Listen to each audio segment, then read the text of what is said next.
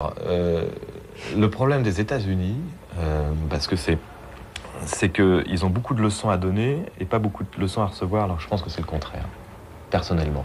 Bon là ça devient, bon, l'anti-mondialisme, l'anti-McDonald's, machin, etc. Bon, moi j'aime bien bouffer de temps en temps des hamburgers, c'est pas mon problème. Mais effectivement, quand on voit que ce pays, qui est paraît-il le pays de la liberté, et qui est le seul pays démocratique à avoir toujours la peine de mort, voilà, on n'a pas de leçon de droits de l'homme à recevoir de ces gens-là, quoi. Et je trouve qu'ils sont très pédants. J'aime pas leur style de vie, ils sont complètement... Enfin, on parle en généralité, donc c'est toujours idiot, hein, parce qu'il y a des Américains en musique et tout, qui vont très bien. Enfin, je veux dire, mais le système américain, moi, je me sens pas bien dans ce pays, j'ai pas envie d'y habiter, j'ai pas envie d'y aller, j'ai pas envie de cautionner un pays comme ça.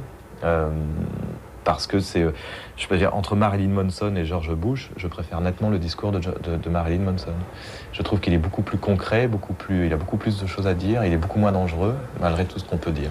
Plus coloré aussi. Oui, enfin, il est plus drôle, en tout cas.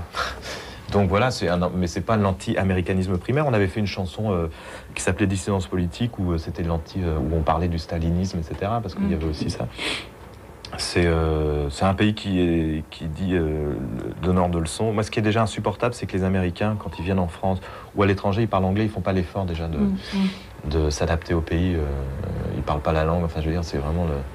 Bon, ceci dit, heureusement, effectivement, ils ont quand même été là pendant la guerre, dont j'étais pas né, mais c'est vrai que... Mais après, pour se rendre compte de ce qu'ils ont fait, pour avoir une mainmise par rapport aux communistes et tout, ça nous échappe. Mais en tout cas, le style de vie américain, c'est une culture que... C'est même pas une culture, c'est une sous-culture. Donc, oui, enfin bon, ça s'appelle comme ça. Mais par contre, j'adore la littérature américaine, c'est autre chose. C'est-à-dire que des écrivains comme Salinger ou des gens comme ça, tous les gens qui ont provoqué d'autres choses beaucoup plus... sont des gens très intéressants. Bah justement, c'est un thème récurrent aussi dans vos chansons, l'adolescence, et je trouve que parfois on retrouve... l'univers de l'attrape-cœur, justement, le côté la solitude de l'adolescence face à la compréhension des adultes. Donc en fait, c'est quelque chose d'important pour vous, et en même temps, vous sentez-vous toujours l'âme d'un adolescent? Est-ce que c'est encore des thèmes qui... Oui, mais moi j'écris ce que je pense et ce que je ressens. Donc je me sens en adéquation avec ce que j'écris, et c'est vrai que... Alors, mais j'assume, hein, que oui, je vis comme ça encore. J'ai pas encore. Je suis pas. Alors, c'est pas une question d'être adulte, parce que je pense que je suis plus adulte que certains adultes ne le sont. Il y a qu'à voir ce qui se passe à l'Assemblée nationale ou dans différentes choses. Donc, mais j'ai grandi par contre. Mais je sais que je me sens pas. Quand on a 15 ans, on a des idéaux vachement forts. D'accord, on est prêt à faire plein de choses. Et bizarrement. Vous les avez pas lâchés, quoi. Moi, je suis pas rentré dans le rang parce que j'ai suivi ce que j'avais voulu suivre, dans le sens, j'ai fait la musique, c'est ma passion. Et c'est vrai que quand on a 20 ans, qu'on commence à être étudiant, ou 25 ans, qu'on commence à avoir un métier, ce qui est curieux, il y a beaucoup d'idéaux qu'on laisse tomber. On se retrouve dans le même appartement que ses parents, les mêmes trucs et tout, la même télé, et c'est un peu... C'est pas une trahison, parce que c'est la force des choses. Moi, c'est un luxe et un privilège d'être où je suis. Mais moi, ça me gêne, ça. Moi, j'ai toujours... alors, je dis pas qu'il y a des idées que, heureusement, je n'ai plus que celles que j'avais à 15 ans, parce qu'elles étaient un peu débiles, mais il y a plus de réflexion, peut-être, mais je ne suis pas, effectivement, entre guillemets, rentré dans un certain rang d'un système. Ouais. L'écriture aussi, c'est quelque chose d'important pour vous. Vous avez publié un recueil de nouvelles qui s'appelle, ironiquement, Mauvaises Nouvelles. Les Mauvaises Nouvelles. Les Mauvaises Nouvelles, oui, pardon. Parce qu'il arrive plein de mauvaises nouvelles à beaucoup de gens dedans. Ouais. Oui, ben, l'écriture, c'est au départ ce que... Alors, je me sens pas du tout dire que je suis écrivain, mais j'ai commencé par ça. Quand j'avais 5 ans, j'écrivais des petits romans policiers inachevés. Après, à 13-14 ans, des poèmes un petit peu romantiques, adolescents. Et puis après, donc ça m'a toujours intéressé. Le fait que j'écrive des textes, c'est parce qu'effectivement, dans le groupe, personne ne voulait les faire. Donc, je veux bien le faire. Et, mais c'est vrai que c'est... oui, moi, c'est un exercice que j'aime bien, quoi. On peut s'exprimer. La langue française permet de faire beaucoup de choses. À la fois des licences poétiques, des fautes de syntaxe, mais ça reste quand même très compréhensif. Je trouve que c'est assez intéressant. Il y a plein de choses à trouver dedans. Et vous avez l'intention de continuer dans cette voie? Dans la voie de quoi? De l'écriture, oui. Enfin, écrire en tant que... L'intention, oui. Enfin, le souhait, oui. Oui, bien sûr. De toute façon, je pense que je terminerai... Ce que j'ai toujours dit, je pense que je terminerai plutôt comme... quelqu'un qui allait écrire, vieil écrivain, en tout cas écrivain pour moi, que vieux chanteur, ça c'est sûr. Il n'y a pas plus, comment dire, un peu pathétique qu'un vieux chanteur. Alors bon, pour l'instant ça va. Ça dépend lesquels, on parle toujours en généralité, mais Ouais. Voilà, je me donne cette Dans porte de 20 ans, sortie. vous ne vous voyez pas sur scène à vous déhancher? Et ce que je disais il y a 20 ans. Donc là, maintenant, j'y suis, mais bon, il ne faut pas se leurrer, je vais avoir 60 ans dans 20 ans. Est-ce que ça sera peut-être pas beau à voir, hein. J'en sais rien. Moi, j'ai vu quand même une certaine couverture de magazine. Ouais, mais c'était aujourd'hui, là. Ouais, mais bien sûr. mais bon, ouais, mais il y a de la marge. Oh, c'est très gentil. Mais non, justement, si j'ai fait ça, c'est parce que je pouvais me le permettre. Dire. Au moins, voilà, c'est peut-être la dernière fois que je pourrais me le permettre. Mais non, j'en sais. Peut-être que dans 5 ans ou dans 10 ans, j'aurai pas les mêmes envies. En tout cas, la musique, c'est une passion au-delà de la vie ou de la mort ou quelque chose comme ça. Maintenant, être sur scène en tant qu'Indochine, comme le sont les Stones ou Bowie, qui sont très... enfin, je veux dire, il y a un respect vis-à-vis de ces gens-là. Je veux pas dire non aujourd'hui pour pas qu'on me interviewe à 60 ans en disant vous aviez dit qu'il y a 40 ans. J'en sais rien. Honnêtement, là, mon objectif, c'est les 2 prochaines années et après, je ne sais pas du tout. D'accord. Et où vous est venue l'idée du nom du groupe Indochine? Par la littérature, par Marguerite Duras. En fait, je suis toujours un grand fan de Marguerite Duras. Donc, elle écrivait, je lisais. Elle disait des choses, elle écrivait des choses que j'avais envie de lire et envie d'entendre. Voilà. Et il y avait une sorte de parfum, d'imagerie un peu romantique qui me plaisait bien. Un peu sexuel aussi. Et donc, Indochine, ça a ce parfum-là. Après, on a dit que c'est... Alors, bien sûr, il y a un petit peu de provocation, parce que c'est vrai que, vu les difficultés qu'on a actuellement à passer au Vietnam, parce que les autorités françaises, en tout cas, ont peur de la réaction des Vietnamiens. Ça les choque, parce que vous appelez Indochine. Bah oui, ça représente quand même une ancienne colonie française et les méchants colons, etc.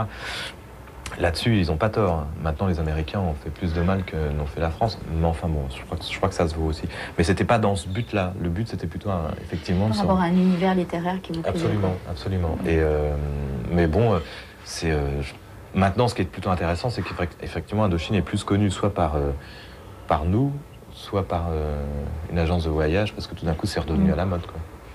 Et sinon, à un moment aussi, vous aviez changé l'orthographe du nom du groupe avec une petite astérix entre Indo et Chine. Ah non, c'était une étoile. Une étoile, alors. Ouais. Et donc, ça m'intriguait. Pourquoi? Ah bon? Oui. C'était juste un nouveau logo, oui, absolument. Il y avait une étoile. L'étoile a toujours fait partie de notre univers. L'étoile rouge, l'étoile noire.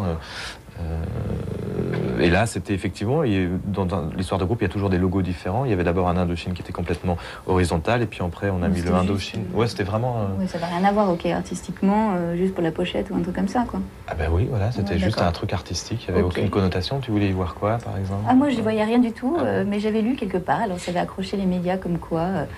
Indochine a changé. On essaie de s'accrocher à ce qu'on peut. Hein, ouais, donc ça m'a intrigué, je me suis dit tiens, pourquoi pas. Non, mais l'étoile a fait toujours partie de notre univers.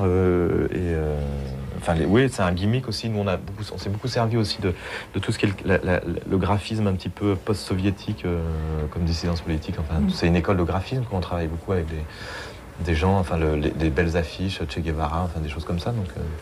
Donc voilà, les tsars, il y a un moment, je dis une étoile rouge parmi... Enfin bon, donc... Par hasard, ok, d'accord. Non, mais il n'y a pas de problème. Et c'est vrai que le rapport avec vos fans, pour revenir à ce que vous disiez, que les fans qui vous suivent depuis tellement d'années, en même temps, vous leur rendez énormément, ne serait-ce que quand vous demandez à la personne de monter sur scène pour choisir une chanson à jouer, et en même temps, par vos pochettes d'albums qui représentent ces fans qui évoluent au travers des années. Donc ça, c'est vraiment... un grand respect pour les fans. C'est important vraiment de leur donner autant que eux vous donnent. C'est-à-dire, pour cet album-là, effectivement, on a photographié tous les gens qui étaient venus nous voir sur cette tournée et dans le studio. Et je veux dire, c'était... Déjà, nous, Indochine, on ne s'est jamais mis en couverture d'album. Parce que c'est pas nous qu'on vendait, c'était Indochine. La musique. Voilà. Il n'y a jamais un album où on trouvera Indochine en couverture, les membres d'Indochine.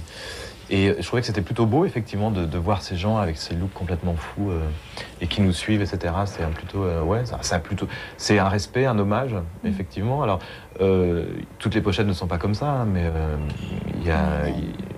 c'est une belle façon. Un live, de toute façon, c'est 50% le groupe, 50% le public, donc je ne vois pas pourquoi il ne serait pas photographié, et en tout cas, certains membres de ce public-là. Donc c'est sympa. Oui, c'est sympa. C'est sympa. Et on vous associe aussi souvent en ce moment à Placebo, ne serait-ce que par rapport au look, et en même temps vous avez partagé une scène commune. Des envies de duo, par exemple?